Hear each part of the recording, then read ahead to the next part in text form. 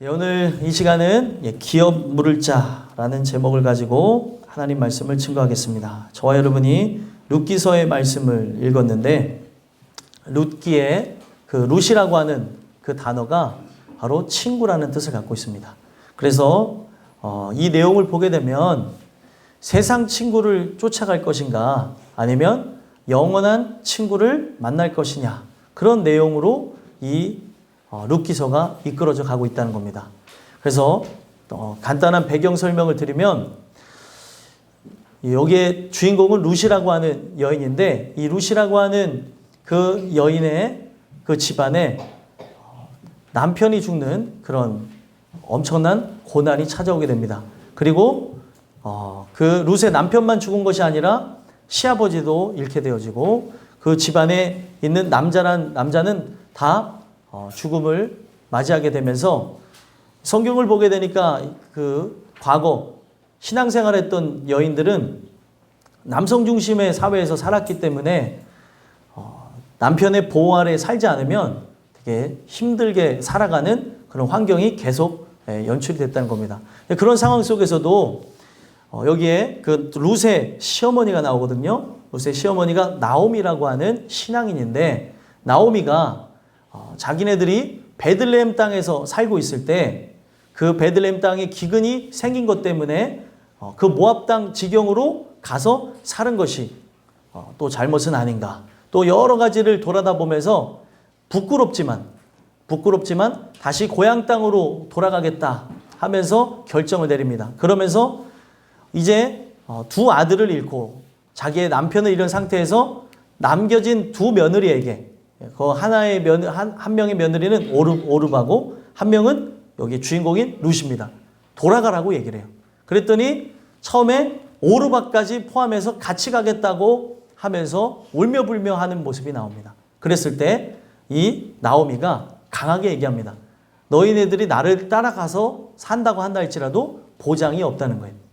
그랬더니 그제서 오르바는 이름 그대로 등을 돌리고 자신의 길을 걸어갑니다. 근데 그런 상황 속에서 누가 남았어요? 룻이라고 하는 여인이 남았어요. 룻의 목적은 딱 하나였습니다. 바로 나오미의 신앙을 본받기를 원했던 거예요. 나오미가 만난 하나님을 자기도 만나기를 소망하는 마음에 그 어떤 것도 바라보지 않고 나오미와 함께 베들레헴으로 가게 됩니다.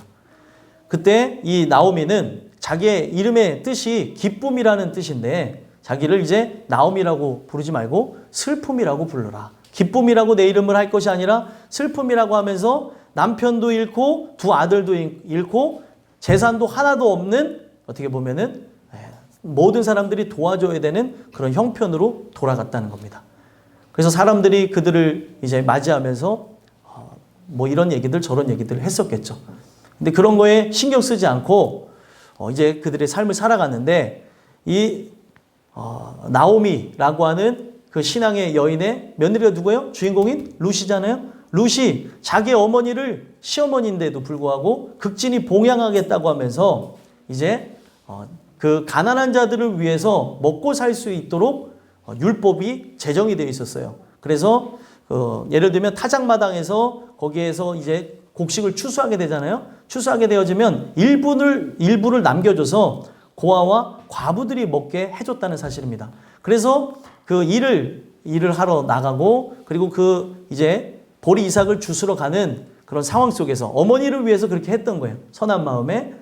근데 성경에 보면은 우연히 누구 밭에 가게 되냐면 기업 물을 자로 성경에서 나오는 보아스의 그 땅에 가게 되어졌다는 겁니다. 보아스의 이제 밭에 가게 되면서 어떤 일이 생겼을까요? 사실 주인은 나올 필요가 없어요. 근데 그날따라 보아스가 나왔고 또 이 보아스가 어떤 소식을 들었어요? 어머니를 따라서 시어머니, 그냥 어머니도 아니에요. 시자가 붙었어요. 어떤 사람은 시자만 죄송합니다. 이런 얘기하면 안 되는데 네, 시자를 되게 싫어하신다는 분들이 많은데 그래서 요즘에 시월드라고도 하는데 아무튼 그냥 어머니도 아니고 시자가 붙은 어머니인데 시어머니인데 바로 그 어머니를 쫓아서 아무것도 바라볼 곳이 없는데 이방 땅에 왔다는 거예요. 이 룻이라고 하는 여인은 이스라엘 사람도 아니에요. 모압 여인입니다. 이방 땅에 그 언어도 낯선 땅에 와서 살겠다고 하면서 그렇게 하니까 많은 사람들에게 소문이 난 거예요. 룻이라고 하는 젊은 여인이 있는데 그 어머니를 따라서 왔다더라. 그 소식을 누가 들었어요? 보아스가 듣고 그 밭에 나갔는데 우연히 만난 거예요. 그러면서 그의 신앙을 칭찬해 주면서 극진히 보아스가 대접을 해줍니다. 그리고 그 사실을 시어머니 나오미에게 이야기를 하면서 그 나오미가 무엇을 제안하냐면 그가 바로 기업을 물을 자라는 겁니다. 자, 오늘 제목이 뭐죠? 기업 물을 자. 기업 물을 자가 어떤 의미를 갖고 있는 거냐면 우리가 은연중에 아이들이 장난칠 때도 그러죠. 아, 그래 내가 그것을 물어줄게. 그 물은다고 하는 게 그런 의미예요. 그러면 기업을 물어준다고 하는 의미가 뭘까요?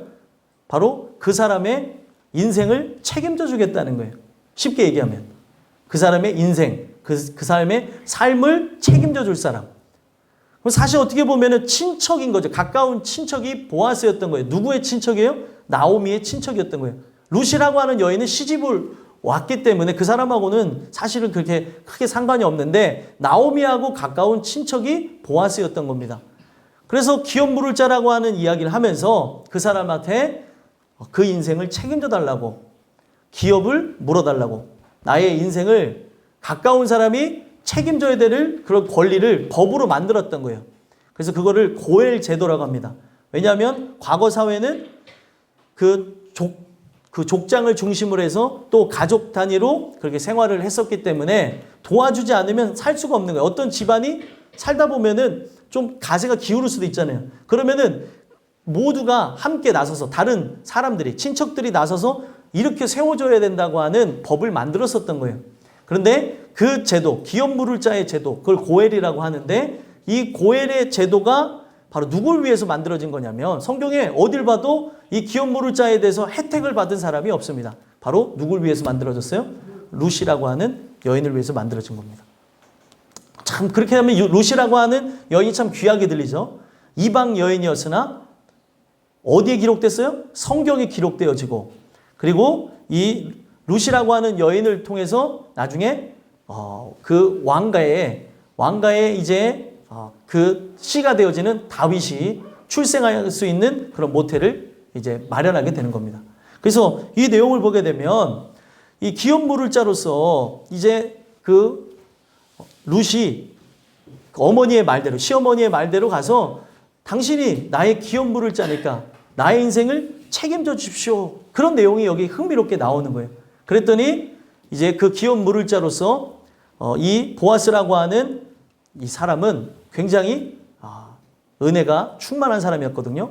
보아스의 아버지, 어머니가 뭐 이제 추정하기로는 어머니가 라합일 가능성이 크다라고 이야기할 정도로 어머니도 이방 여인이었죠. 이방 여인이었지만 그의 아버지가 정탐꾼으로 여리고에 들어갔을 때 그의 어머니의 그 신앙, 어머니가 어떤 마음을 갖고 있었던 거예요? 기생이셨지만 이제는 이런 삶을 살기를 원치 않고 죄악으로 살아가는 게 아니라 지금 하나님의 나라가 지금 어디로 입성해 오는 거예요? 가나안으로 입성해서 들어올 때 나는 이제 그 나라와 함께 살고 싶습니다 하면서 이 라합이라고 하는 여인은 나라를 다 버리고 그리고 어떻게 보면 주변 사람들도 다 등을 지면서 하나님의 나라를 꿈꿨던 거예요.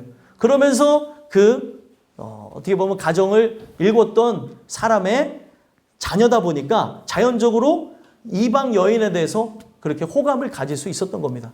그런 상황 속에서 우리가 이 내용을 보게 되면 보아스라고 하는 이 사람은 노총각이에요. 오늘날로 얘기하면 나이가 엄청 많아서 이제 장가가기가 힘든 사람이었으나 오늘날로 얘기하면 돈이 많은 사람, 그런 사람이었던 거예요. 그런데 성경을 보게 되면 이런 사람들이 많이 나와요. 이삭이라고 하는 사람도 40세에 장가를 갔고 그동안은 뭐 사람을 만나지 않았습니다. 이유는 딱 하나예요. 그에게 허락해 주신 배필을 만날 때까지 그렇게 지냈던 겁니다. 우리는 이 내용 속에서 오늘 무엇을 살펴볼 거냐면 이 기업 물을 자가 어떤 내용을 갖고 있길래 제목을 삼았으며 이 내용이 우리에게 왜 중요하냐는 거죠.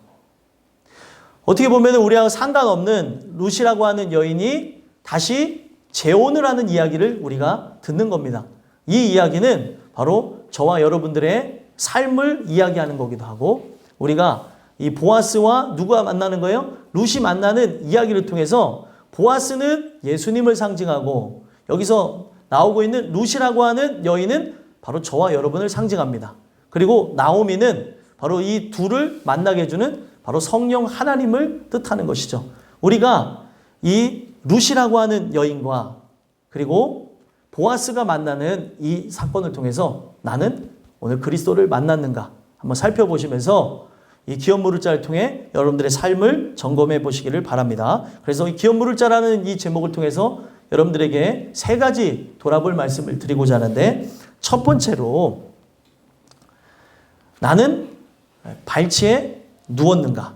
발치에 누웠는가 한번 살펴보자는 거예요. 그럼 내용으로 들어가서 보시면 지금 3장 1절에서부터 5절까지 내용을 보면 시어머니가 지령을 내립니다. 어떤 지령을 내려요? 나중에 밤에 타작마당에서 보리를 까불 것이다. 까불리라. 예, 까분다니까 말이 좀 그런데 보리를 이제 깐다는 거죠. 그러고 나서 이제 피곤해서 보아스라고 하는 사람이 잠들 때에 그 사람이 이제 그날은 이제 집에 가서 자지 않고 그 보리 타작을 다 맞추고 그 기쁜 마음에 잠들 것을 지혜가 많았던 이 시어머니 나오미가 미리 간파를 합니다. 그래서 그때 목욕단장을 하고 그리고 기름을 바르고 그리고 의복을 입고 그 타작마당에 가서 그 사람이 먹고 마시기를 다 하기까지 그에게 보이고 있지 않다가 나중에 잠들면 예를 들면 여러분들 추수를 다 마치고 이제 어떻게 보면은 거기 안에 있는 그 보리에 어떻게 보면은 이 껍데기를 다 벗기면서 탈곡을 마쳤다고 생각해 보세요. 얼마나 기분이 좋겠어요. 농민들이 가장 좋아하는 때가 언제냐면 추수할 때라 그러더라고요. 그때 이 통장에 돈이 한꺼번에 들어온다 그러더라고요. 빚으로 농사를 지시고 그때 그 이제 추수해서 탈곡해서 나가게 될 때 빚을 갚는다 그러더라고요. 그때 가장 기뻐하는 농부가 가장 기뻐할 때라 그러더라고요. 마찬가지로 이 보아스도 기뻐서 이 모든 걸 다 맞추고 이제 지친 상태에서 흡족한 마음에 잠들 것을 그의 시어머니 나오미가 먼저 간파를 한 거예요. 그래서 그렇게 되어지면 너는 이불 하나를 들고 그 발밑에 가서 바로 누워서 잠들라는 거예요. 그래서 누워서 잠들게 되면 누가 와서 밤에 몰래 와가지고 그냥 거기서 자는데 이불을 들고 와서 발밑에서 자다 보면 이렇게 뒤치락뒤치락 거기다가 탁 치면은 누가 있는 거 보고 놀랄 거 아니에요. 그러면서 대화를 하라고 그 시어머니가 이 연결고리를 만들어주는 겁니다. 그러면서 그 이야기를 듣고 나서 그대로 순종해서 옮기는 거죠. 그래서 6절 첫 번째 우리가 읽었던 그 본문 첫 절을 보게 되면 6절 한번 읽어볼까요? 어떻게 하는지 읽겠습니다. 시작. 그가 타작마당으로 내려가서 시어머니의 명령대로 다 하니라. 아멘. 자, 시어머니의 명령대로 다 한다는 거예요. 여기 우리가 읽지는 않지만 5절에 보게 되면 시어머니에게 룻이 어떤 말을 했냐면 어머니의 말씀대로 내가 다 행하리이다. 어머니 말씀이 곧 어떤 말씀으로 받아들인 거예요? 하나님 말씀으로 받아들이고 그대로 이행해서 간 거예요. 그러면서 보아스가 이제 어떻게 한답니까? 이제 7절 한번 읽어보겠습니다. 읽겠습니다. 시작. 보아스가 먹고 마시고 마음이 즐거워 가서 곡식단 더미의 끝에 눕는지라. 룻이 가만히 가서 그의 발치 이불을 들고 거기 누웠더라. 아멘. 자, 이게 우리가 생각하는 어떤 사람들이 이걸 설교하기를 꺼려하시는 분들이 있는데 그런 내용이 아니라 여기에는 영적인 의미를 담고 있는 거예요. 지금 어디로 갔어요? 보면은 지금 이 보아스가 누운 바로 발끝으로 가게 됩니다. 그 발끝에 이불을 들고 가서 거기에 눕는 장면이 나오죠. 제가 왜 이 말씀을 들고 나오냐면 이게 어떤 의미를 담고 있겠습니까? 그 발끝에 간다고 하는 거는 종의 의미를 담고 있는 거예요.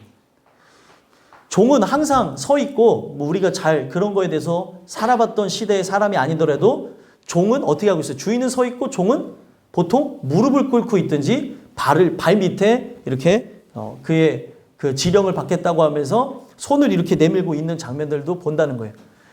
발 밑에 나갔다고 하는 그 장면 속에서 우리가 생각해야 되는 것은 지금 이 여인이 종의 위치에서 지금 긍휼을 구하기 위해서 자기의 인생을 책임져 달라고 하는 상황 가운데서 나갔구나라는 것을 우리가 알 수 있다는 겁니다. 그래서 이 내용이 무엇을 상징하고 있는 거냐면 우리 죄인이 나가야 될 십자가 밑을 상징하고 있다는 거예요. 누가 십자가 밑에 나가겠어요? 죄인들이 나가요. 근데 이 죄인이 누구의 말을 들어야 돼요? 여기 내용을 보니까 지금 룻이 누구의 말을 듣고 갔어요? 시어머니 나오미의 말을 듣고 갔죠. 오늘 여러분들이 성령 하나님이 감동케 하셔서 저 부족한 종을 통해서 주는 그 말씀을 들으면서 여러분들 각자가 어디로 나가야 되는 거예요? 십자가 밑으로 나가야 되는 거예요. 여기 본문 속에서는 누구의 발밑으로 갔어요? 보아스의 발밑으로 갔죠. 보아스가 누굴 상징한다고요? 예수님을 상징한다고. 예수님.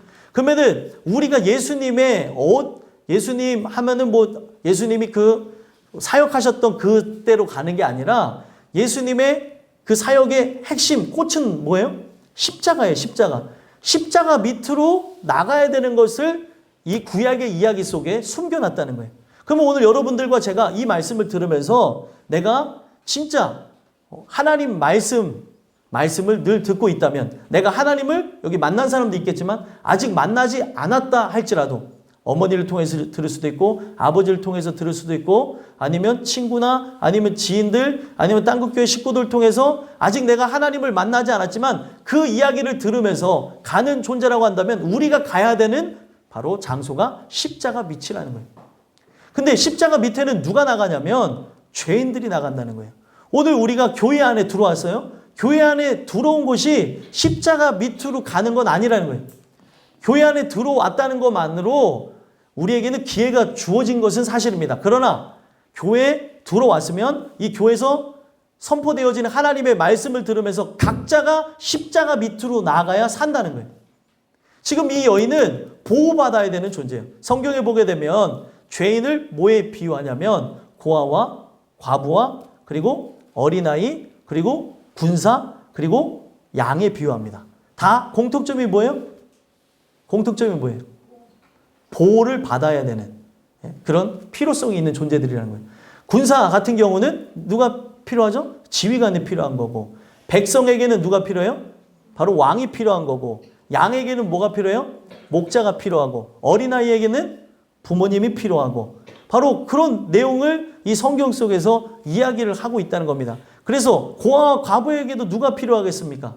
고아에게는 바로 이제 새로운 부모님이 필요할 것이고 과부에게는 그 자신의 그 모든 삶을 대신해 줄 영원한 남편 그리스도가 필요하다는 걸 상징하고 있다는 겁니다. 그래서 다 보호자가 필요하다는 거예요. 그래서 우리는 이 내용을 통해서 봐야 되는 게 하나님이 주시는 은혜를 우리가 받고 있다면 어디로 나가야 되는 거예요? 다? 우리의 보호받아야 될 그럴 장소. 내가 하나님이 택한 존재라고 한다면 이 룻과 같이 나는 죄인입니다. 나는 보호받아야 될 존재입니다. 라는 거를 말씀을 통해서 깨닫게 되어지면 각자가 마주해야 될 십자가를 경험해야 된다는 거예요. 여러분들이 십자가 밑에 나가지 않는다면 십자가 근처까지는 갈 수 있을까요? 갈 수는 있습니다. 십자가가 세워졌을 때 구경꾼들이 있었어요? 없었어요? 있었습니다. 근데 십자가 밑으로 나간 사람은 그때 예를 들면은 예수님이 달려 돌아가실 때는 소수였습니다. 그런데 나중에 어떤 일이 일어나는지 아세요? 성령을 받게 되면서 그 십자가 사건이 분명히 과거에 일어났죠. 과거에 일어났지만 현재적으로 경험되어지면서 깨어지고 부서지면서 그들이 다 예수님의 증인이 되어졌다는 거예요. 바울이라고 하는 존재는 십자가가 세워질 당시에 그걸 봤던 사람은 아니에요. 동시대 사람이지만 그것에 대해서 이야기는 들었지만 그 장소에 있었던 사람은 아니라는 거예요. 그런데 그가 말씀을 통해서 만나게 되죠. 분명히 처음에는 존재에 대한 인식을 어떻게 하는지 아십니까? 바로 그가 그리스도인들을 잡아 죽이러 가던 중에 다메섹 도상에서 강력한 빛을 눈에 이제 맞으면서 눈이 멀게 되어지고 그 귀로 들려오는 음성을 통해 존재 인식을 하게 됩니다. 누구십니까? 음성이 들려오니까 이제 눈은 멀어서 아무것도 안 보여요. 얼마나 무섭겠어요. 아무것도 보이지 않는 그 상태에서 소리가 하나 탁 이제 날카롭게 또 웅장하게 강하게 들어오는데 네 시오니까. 그랬더니 내가 핍박하는 예수라. 놀라지 않겠어요? 예수님은 이제 이 사람이 부활을 믿지 않는 사람이라고 한다면 죽었는데 부활해서 승천했다는 소식도 들리고 이거에 대해서 진짜 집단적인 이단 사상이라고 해서 잡아서 사람을 죽였던 사람이 바울이에요. 근데 이 바울이 이 성경을 통해서 묵상을 해보면 언제서부터 충격을 받았냐면 스데반이라는 사람이 돌 맞아 죽을 때 예수님이 하신 말씀을 그대로 하고 죽었다는 거예요. 어떤 말씀을 그가 이야기하고 죽었나요? 저들의 죄들을 용서하여 주시옵소서. 저들이 하는 일을 알지 못합니다. 이 말을 하는 거에 충격을 받았어요. 그 충격을 받았다는 얘기는 안 나오는데 성경이 어떻게 딱 기록하고 있을까요? 바로 스데반이 순교하는 그 장소에 바로 청년 바울이 그 자리에 있었다는 거예요. 그것이 이제 그에게 계속 충격이 된 거죠. 그 전에 뭘 들었을까요? 스데반이 했던 설교를 들었는데 그 설교를 들어보니까 예수를 못 박아 죽인 대상이 누구라는 거예요? 우리라는 거예요. 우리. 그 소리에 화가 나서 유대인들이 돌로 쳐서 죽인 겁니다. 그 현장에 함께 있었던 거예요. 근데 그 말씀이 계속 뇌리를 치고 하다가 바로 살아계신 그 하나님의 그 아들의 그 음성을 듣게 된 거예요. 그걸 우리는 만났다고 할 수는 없습니다. 존재를 확실히 깨달은 거죠. 그리고 난 이후에 그가 선지자 아나니아를 만나서 눈에 이제 멀어버렸잖아요. 눈이 멀어버린 것을 그가 함께 기도해 주면서 눈이 이제 비늘이 벗겨지면서 보게 되어지고 그가 어디로 가냐면 아라비아로 갑니다. 아라비아에서 3년 동안 있으면서 거기서 다른 사람이 돼서 나타나는 거예요. 예전 사람은 죽었다고 하면서 나타나는 겁니다. 우리가 그 내용을 보게 되면은 이 바울이라고 하는 사람 또한도 진짜 은혜를 통해서 그렇게 만난 것이지 실제로 예수님이 그 죽으심을 목격한 사람이 아니었다는 거예요. 그러면 오늘날도 마찬가지입니다. 성령 하나님의 역사하심을 통해 여러분들이 다 어디 밑으로 나가야 돼요? 십자가 밑으로 나아가는 경험을 해야 된다는 거예요. 십자가를 구경하고 있는 것이 아니라 어떤 모습으로 나가야 되는 거예요? 죄인의 모습으로. 예수님이 누구를 부르러 오셨다고 그랬죠? 죄인을 부르러 왔다는 거예요. 그 모습으로 여러분들이 내가 결단하고 내가 의지를 갖고 나가는 게 아니라 완전히 무너진 상태에서 바로 놋뱀을 쳐다봤던 민수기 21장에 이제 불뱀에 물려서 독이 온몸에 퍼져서 곧 있으면 죽게 되는 그 상태. 불뱀에 물리면 사람이 고열에 시달리다가 몸에 그 구멍이라는 구멍에서 모든 이제 막 예를 들면은 액체들이 흘러나와서 죽게 된다는 거예요. 잔인하게 죽더라고요. 그래서 이제 불뱀에 물린 그 사람들의 고통이 엄청나다는 거예요. 그걸 뭐와 비유하는 거예요? 죄의 고통과 죄의 괴로움을 성경은 일부러 비교를 시켜놓은 겁니다. 그래서 그런 상태에 놓인 사람에게 저 놋뱀을 바라봐라. 놋뱀을 바라보면 산다는 복된 소식이 들려왔어요. 그걸 복음이라고 합니다. 그러면 바라봐요? 바라보지 않아요?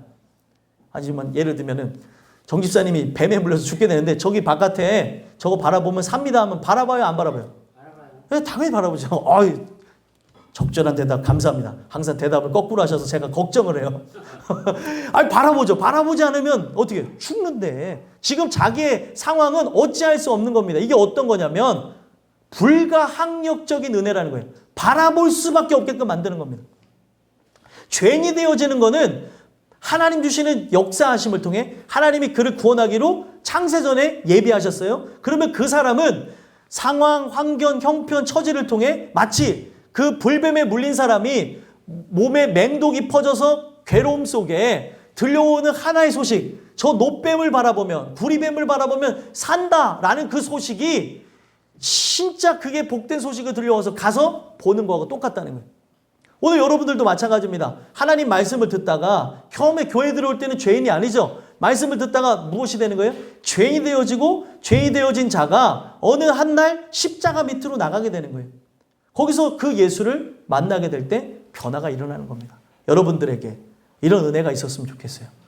그러면은 여러분들이 교회를 다녔지만 죄인이 되어지지 않았다면은 예수가 이 땅에 오셔서 죽으시고 부활하시고 승천하신 이야기하고는 상관없이 나는 교회를 다니고 있다는 거예요.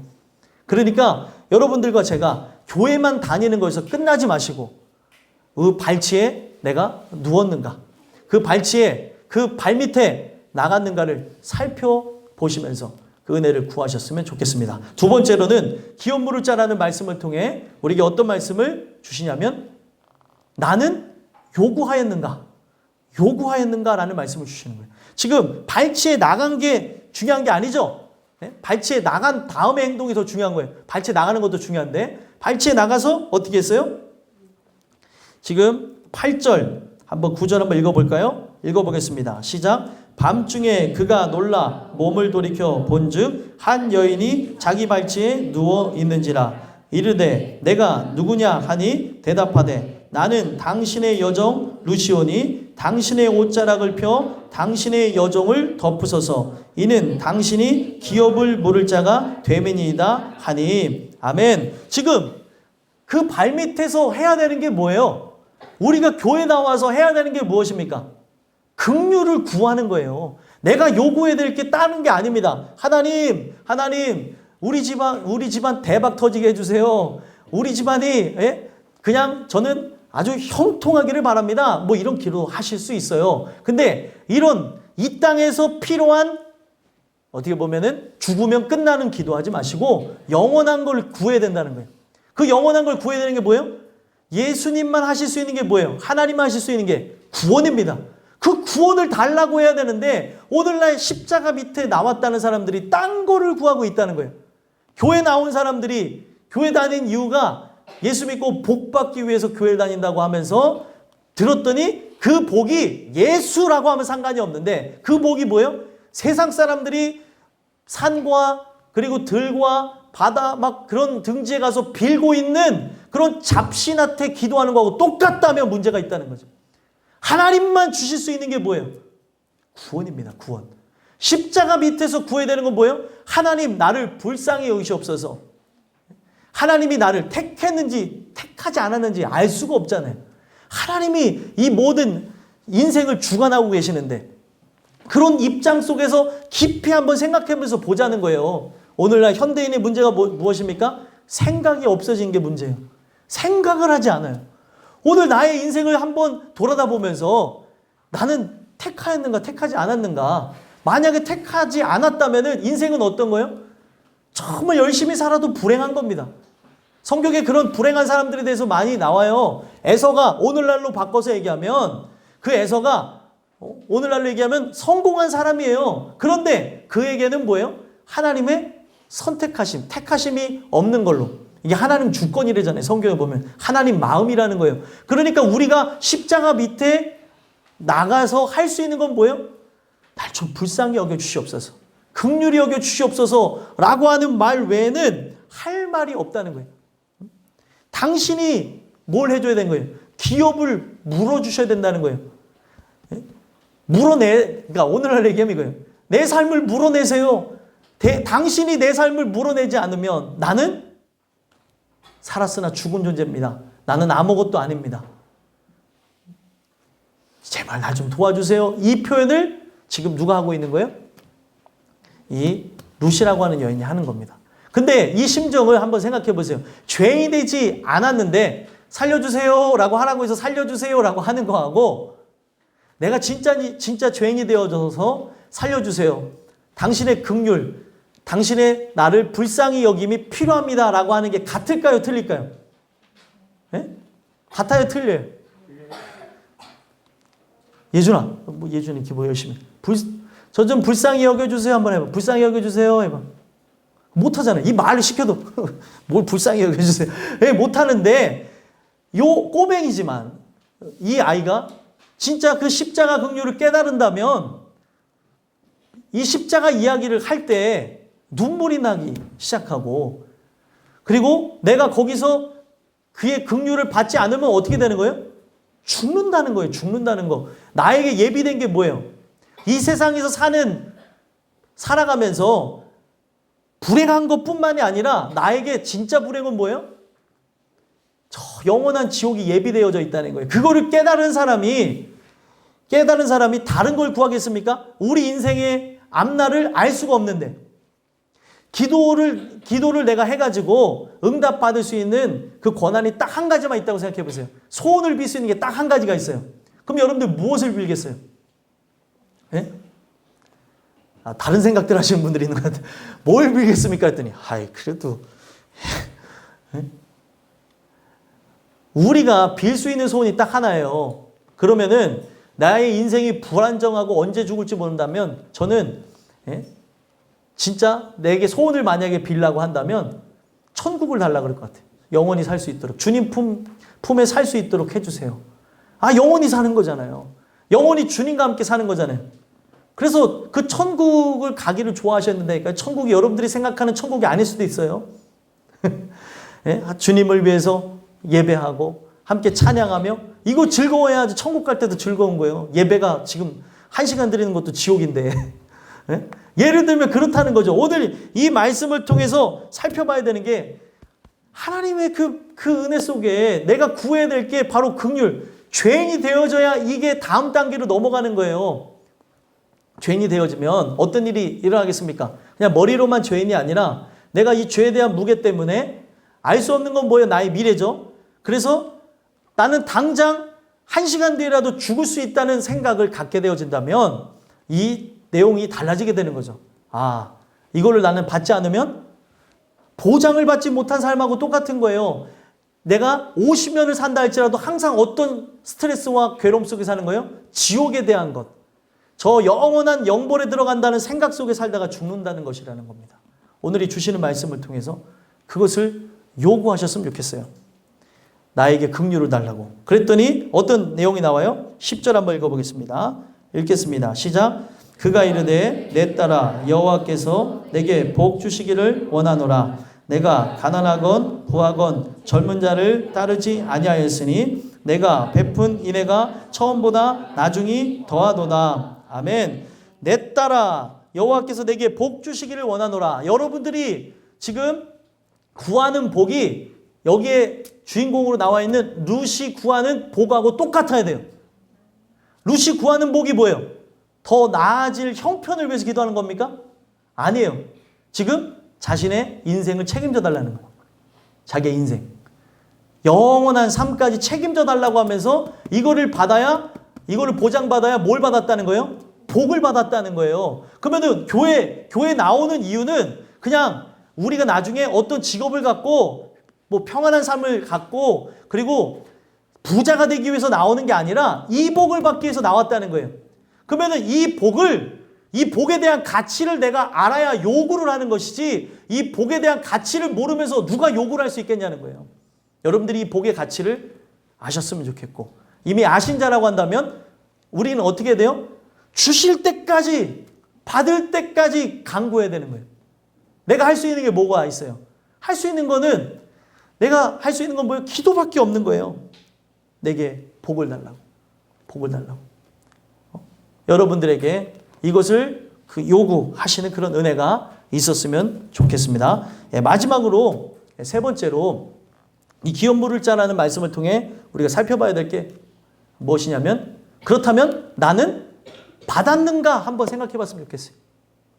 요구하다가 그치는 사람이 있을까요? 없을까요? 있어요. 성경에 보면은 우시아라고 하는 왕이 나와요. 이 우시아라고 하는 왕은 처음에는 하나님께 긍휼을 구했던 사람이었습니다. 그런데 그에게 독약 같은 삶이 펼쳐졌어요. 일어나지 말아야 될 삶이었어요. 뭐냐면 소위 말하면 대한민국 사람들이 가장 좋아하는 복을 엄청나게 받은 거예요. 그래서 그가 왕에 있을 때 강성대국을 이룹니다. 절대적인 힘, 물론 그 지역에서 떨쳤던 것이지만 아무도 그에 대해서 견줄 사람이 없을 정도로 우시아가 강한 왕권을 갖고 힘을 휘두른 거예요.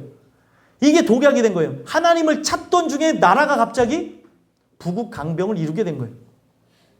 여러분들이 진짜 하나님하고 상관없이 부와 명예를 누린다면 그게 독이 될 수 있어요. 근데 하나님을 알고 난 뒤에 부와 명예를 누린다면 그것은 하나님의 어떻게 보면은 영광을 올려드리는데 도움이 될 수도 있겠죠.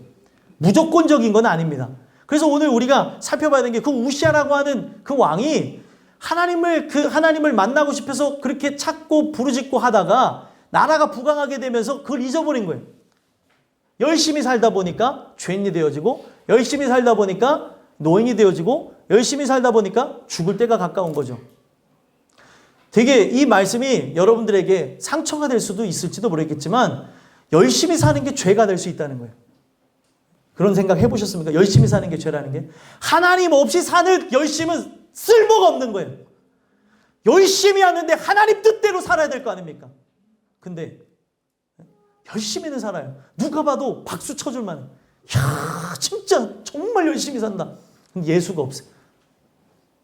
정말 불쌍하게 사는 거예요. 오늘 나의 삶이 그런 거는 아닌가 살펴볼 필요가 있다는 겁니다. 그래서 오늘날 우리의 삶 속에 정말 내가 주님 주시는 그 은혜를 내가 받았는지 살펴볼 필요성이 있다는 거예요. 뭐를 위해서 나가냐는 거죠. 우리가.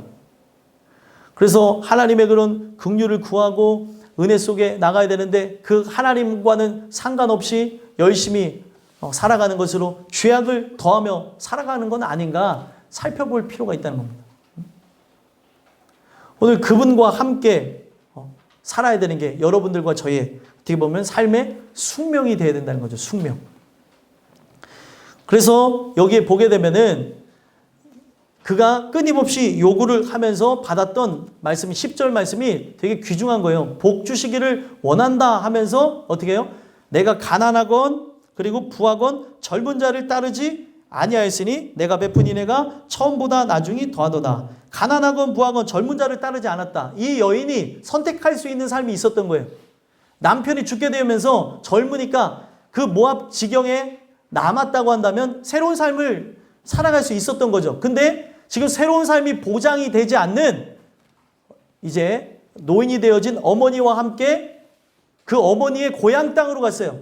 어떻게 보면 언어가 낯설 수도 있는 거 아닙니까? 그 땅으로 갔다는 거예요. 여기서 바로 그 인애에 대해서 살펴볼 수 있는데 내가 베푼 인애가 처음보다 나중이 더하다라는 말을 왜 한 거냐면 처음에도 그게 하나님의 그 긍휼의 역사하심을 따라서 그 어머니와 함께 가는 거예요.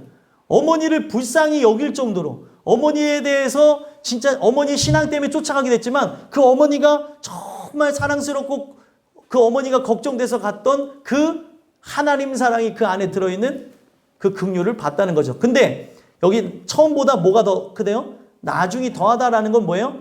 그런 룻이 지금 자기에게 무엇을 한 거예요? 청혼을 했다는 거예요. 청혼. 기업 물을 자가 되게 해주세요라고 하는 건 오늘날 바꿔서 얘기했을 때 어떤 의미예요? 나와 재혼해 주세요. 이런 의미가 또 있는 거예요. 그랬더니 지금 이 내용 속에서 누가 감격을 한 거예요? 보아스가 감격해서 네가 지금 베푼 인애도 처음 베푼 인애도 모든 사람들이 얘기할 정도 대단한 거였는데 나중에 베푼 인애. 지금 이제 어떤 누구도 흠모할 대상이 아니었던 보아스에 대해서 기업 물을 자가 되게 됐으면 좋겠다라고 했던 이 표현이 그에게는 감동이었었나 봐요. 그래가지고 결국에 어떻게 합니까? 이 보아스가 자기보다 더 가까운 기업 물을 자가 있다는 얘기를 합니다. 자, 11절, 12절 한번 읽어보겠습니다. 읽겠습니다. 시작. 그리고 이제 내 딸아 두려워하지 말라. 내가 내 말대로 내게 다행하리라. 내가 현숙한 여자인 줄 나의 성읍 백성이 다 아느니라. 참으로 나는 기업을 물을 자이나 기업 물을 자로서 나보다 더 가까운 사람이 있으니. 아멘. 더 가까운 사람이 있다는 거예요. 그래가지고 이 13절에서부터 15절까지 내용을 보면은 이 여인에 대해서 어떤 마음을 갖고 있는지 한번 보세요. 보아스가 참 대단한 사람인 게 지금 사람들이 지금 이 젊은 여인이 자기의 발치에서 눕고 일어나는 걸 보면은 구설수에 오르고 말이 안 되는 상황이니까 사람들이 보이지 않게 하라고 하면서 지금 이 여인하고 약속을 합니다. 어떤 약속을 해요? 15절 한번 읽어보겠습니다. 읽겠습니다. 시작. 보아스가 이르되 내 겉옷을 가져다가 그것을 펴서 잡으라 하매 그것을 펴서 잡으니 보리를 6번 되어 룻에게 지워주고 성읍으로 들어가니라. 아멘. 지금 이 여인이 룻이 처음 했던 게 뭐예요? 발치에 가서 자기를 덮어달라 그랬죠. 그랬더니 어떻게 한 거예요? 그거를 받아서 어떻게 했습니까? 겉옷을 가져다가 그것을 펴서 잡으라 해가지고 지금 룻이 한 이 내용을 누가 받았다는 거예요? 보아스가 받고 결국에 이 보아스가 자기보다 가까운 기업 물을 자한테 가서 요구를 합니다. 제가 왜 이 얘기를 설명을 드리냐면 그 가까운 기업 물을 자가 친척 중에 있었어요. 그랬더니 보아스가 가서 이야기를 합니다. 장황하게 설명을 하는 거죠. 설명을 하면서 너가 만약에 저 여인의 기업을 물게 되어진다면 너의 이름은 이제 족보에 기록되지 않는다는 거예요. 이게 이제 4장에 나오는 내용이요. 나중에 집에 가서 한번 읽어보십시오. 왜 족보에 기록되지 않으면 그 전에 죽었던 남편의 이름으로 기재가 된다는 거예요. 그러면은 이 사람이 예를 들면 결혼을 안 했다고 생각해 보세요. 자기의 이름은 그 족보에 기록되지 않고 전 남편의 이름이 기록되어져서 자녀가 이렇게 올라가게 된다는 거예요. 그러면은 이 상황이 뭐예요? 내 이름은 족보에서 어떻게 되는 거예요? 사라지는 거예요. 족보에서 사라지는 이야기를 했더니 이 사람이 마음을 바꾸면서 기업 물을 자의 권한을 누구한테 준 거예요? 보아스에게 주는 겁니다. 그래서 보아스는 10명의 장로와 동네 사람들 앞에서 그의 신발을 가져옴으로 모든 권한을 자기가 받았음을 사람들에게 증명하면서 이 이야기를 맞추고 결국에 어떻게 해요? 이 룻이라고 하는 여인과 결혼을 한다는 거예요. 여기에서 우리가 볼 수 있는 게 있어요. 자, 우리가 받았느냐라는 말씀을 제가 드렸는데 오늘날 우리가 십자가에서 긍휼을 구하는 이유는 받기 위해서 구하는 거죠. 그러면 그 긍휼을 받는다는 의미가 뭐냐면 십자가 사건은 역사적으로 이미 증명이 되어졌어요. 근데 역사적으로 세워지고 증명된 걸로 끝나는 게 아니라 나에게 일어나야 되는 거잖아요. 기업 물을 권한이 성경에 적혀 있다고 생각해 보십시오. 그리고 우리가 구원받을 사람인지 나는 그런 사람이 아닌지 나는 알지 못한 상황에서 나에게 진짜 하나님이 주신 입술을 통해서 요구할 수 있는 게 있는데 내가 받아야 구원을 받은 것이지 나의 삶에 이 기업 물을 권한을 통하여서 보호를 받아야 되는 것이지 보호받지 않으면 무슨 의미가 있냐는 거예요. 그래서 이 룻이라고 하는 여인은 끊임없이 간구해가지고 어떻게 보면 보아스에게 승낙을 받아가지고 이 보아스가 이 룻이라고 하는 여인을 거둬들였다는 겁니다. 이 보아스의 모습은 오늘날 우리가 믿고 섬기는 예수님의 모습을 가지고 계시는 거예요. 예수님은 어떻게 보면은 이 세상에 기업 물을 자의 첫 번째 권한은 누구에게 있는 것 같아요? 말씀을 통해서 보면. 여기에 이 사람은 악한 사람은 아니에요. 첫 번째 권한을 갖고 있던 사람은 이거는 하나의 우리에게 말씀을 도울 수 있는 하나의 사건입니다. 예표적인 사건이에요. 근데 여기서 핵심적으로 얘기하고 있는 게 첫 번째 기업 물을 자의 권한을 갖고 있는 거는 사탄이었습니다. 사탄의 우리는 뭐예요? 종노릇하며 죽을 수밖에 없는 존재였다는 거죠. 그런 존재에게 가서 요구하는 거예요. 바로 저 종노릇하고 자녀처럼 살고 있는 나를, 바로 여러분들을 달라고 하는 거죠. 예수님이. 예수님이 그것을 이루신 장소가 어디예요? 십자가예요. 십자가에서 물과 피를 다 쏟고 죽으심으로 그 권한을 사신 거예요. 그래서 예수님이 하신 그 사건을 성경은 뭐라고 합니까? 속량이라고 하는 거예요. 값을 치렀다는 거예요. 지금 여기 보면은 이 보아스가 그 첫 번째 기업 물을 자에게 신발을 가져오잖아요. 신발을 가져옴으로써 뭐예요? 그의 권한을 샀다는 것을 의미합니다. 이게 하나의 예수님의 십자가 사건을 말해주는 하나의 이야기라고 한다면 실제적 사건은 뭐예요? 마귀로부터 나를 사기 위해서 그가 십자가에 죽으셨다는 겁니다. 그러면 십자가의 죽으심을 우리가 경험을 하며 그가 부활하시는 그 은혜를, 부활하시는 그 하나님의 역사하심을 내가 체험을 해야 의미가 있는 것이지, 아무리 성경이 이런 것을 적어 놓다고 한다 할지라도 이것에 대해서 관심이 없거나 이것이 나에게 이루어지지 않는다면 의미가 없다는 거예요. 여러분들, 이 이야기는 그냥 단순히 성경에 있는 이야기는 스토리를 적기 위해서, 옛날 사건을 기록하기 위해서 적어놓은 게 아니라 오늘 나에게 일어나게 하기 위해서 적혀진 내용들이. 그러면 룻과 같은 여러분들이, 또 제가 얻어야 되는 게 뭐예요? 십자가의 긍휼을 얻어야 된다는 거예요. 예수님이 어떻게 해서 우리를 사신 거예요? 자기의 이름을 없앤 거예요. 왜? 예수의 이름을 성경에서 왜 높이 평가하는지 아십니까? 예수의 이름 자체를 사실 이 땅에 내려오실 때 자기 이름을 내려놓으신 거고 자기 이름을 버리신 거하고 똑같아요. 자기의 의를 내려놓으셨다고 하잖아요, 성경은. 그래서 아버지의 의, 아버지의 뜻을 따라서 했다는 것은 자기의 이름의 권한을 포기한 거예요. 그래서 그 예수의 이름이 구원에 큰 능력이 있다고 하는 이유는 아버지의 뜻을 따라서 자기의 권한을 포기하고 그 권한을 포기한 것으로 우리를 구원하셨다는 거예요. 그래서 하나님이 그 이름을 높이 올리셨다는 거죠. 그 이름을. 오늘 우리의 살아가는 삶 속에 중요한 게 뭐냐면 왜 예수 이름 사람들이 귀신 내쫓으려고 하면 예수 이름 쓰는 겁니까? 그런 내용으로만 쓰는 게 아니라는 거죠. 어떤 사람은 그런 차원에서 능력적인 측면에서 어떤 사람은 복받는 차원에서 예수 이름을 그렇게 오용하고 있는데 예수 이름은 바로 구원을 위해서 주신 이름이라는 거예요.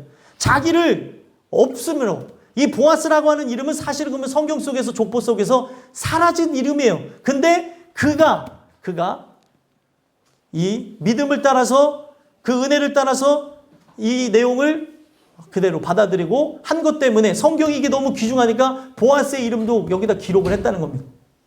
나오미의 그 모든 그 권한을 받아가지고 한 이런 장면을 보게 된다는 거예요. 여러분들과 제가 이 주신 말씀을 통해서 하나만 살펴봤으면 좋겠어요. 이 권한을 포기하시고 나를 위해서 십자가 달려 죽으셨는데 나는 십자가의 긍휼을 받았는가? 정리하기는 편하실 거예요. 오늘 나는 발치에 누웠는가?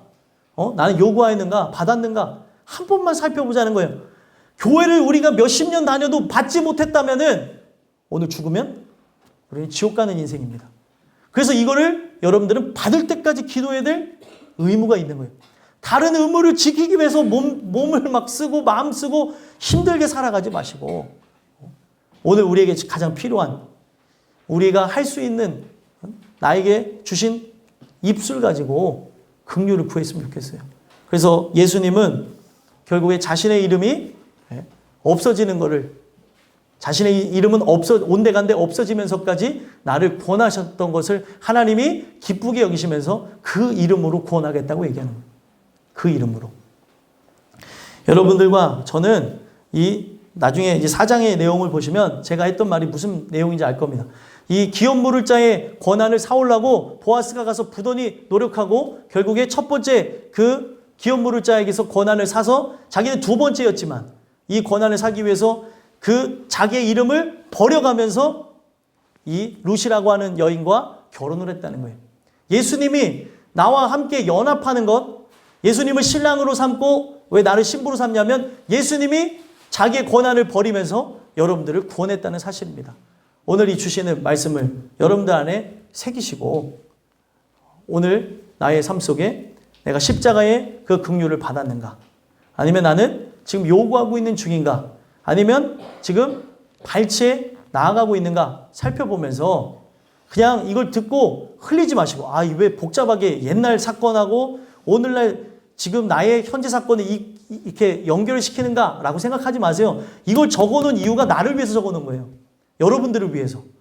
이 내용이 과거의 역사적 사건을 기록하기 위함이 아니라는 거죠. 이 말씀을 통해 여러분들이 이 기업 물을 자로서 하나님이 책임져 주시고 그 천국을 여러분들에게 주시는 후사로서 이 모든 내용들이 이루어지시기를 간절히 소망합니다.